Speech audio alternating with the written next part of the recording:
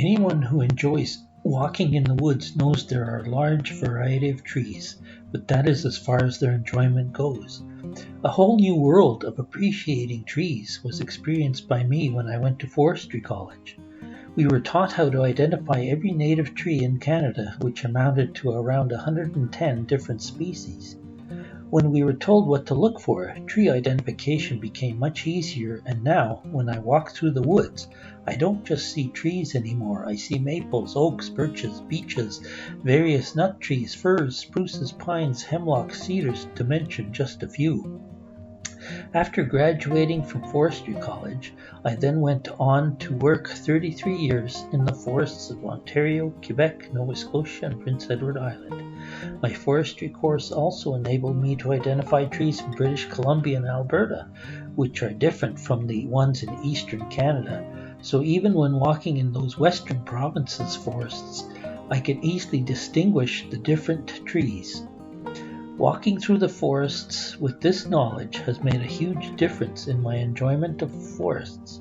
It is like the difference between seeing something in black and white or in color. Color gives it a whole new dimension. It is with this forestry background that I would like to pass on to you, using a series of videos, what I have learned and experienced, so you too can walk in the woods and appreciate it at a much different level. We will start by looking at the deciduous trees. Deciduous means that they lose their leaves in the fall, which are most of the leaf trees in Canada. The first thing they taught us was to look at the edge of the leaves. Is the leaf smooth, edged, or is it serrated? Serrated means it has teeth along the edge of the leaf, as seen in this picture. They are both maples, but one has small teeth along its edge and the other is smooth along its edge.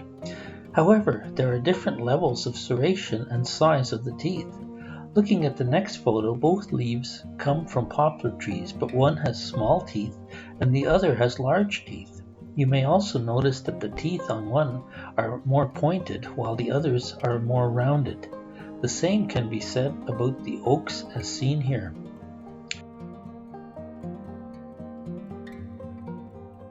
When it comes to serration, there is also what is known as double serrated, as seen on this elm leaf.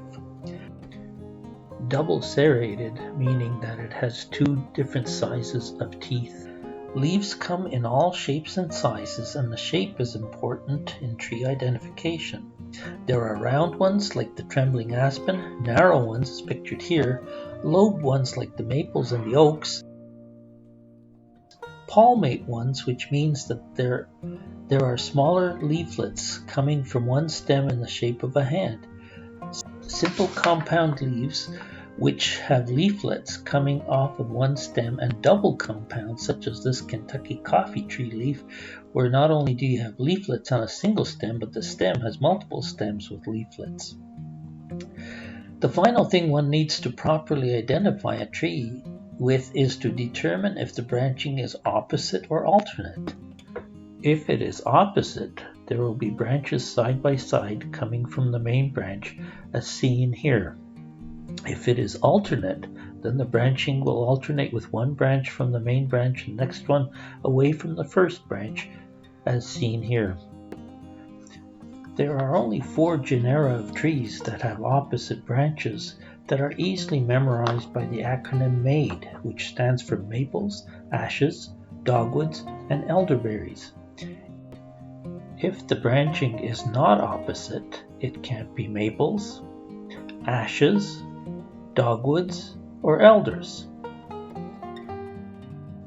So to sum up, in order to properly identify trees, we need to look at the leaves, whether they have teeth or not, what shape the leaves are, whether they are simple or compound, or finally opposite or alternate.